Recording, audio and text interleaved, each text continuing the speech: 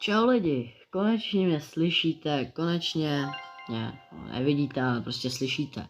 Jsem zde kvůli jedné důležité věci a potřebuji vám to říct.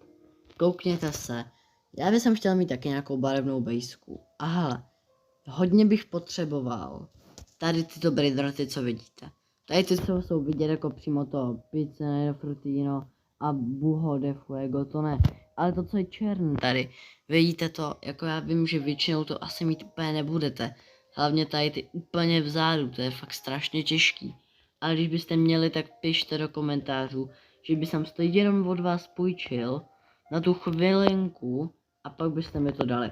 Prosím, byl bych opravdu rád, stačí mi to špatný, stačí mi to dobrý, jenom já mám furt takovou bejsku, víte.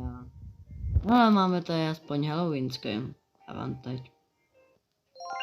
Tak to tady mám já.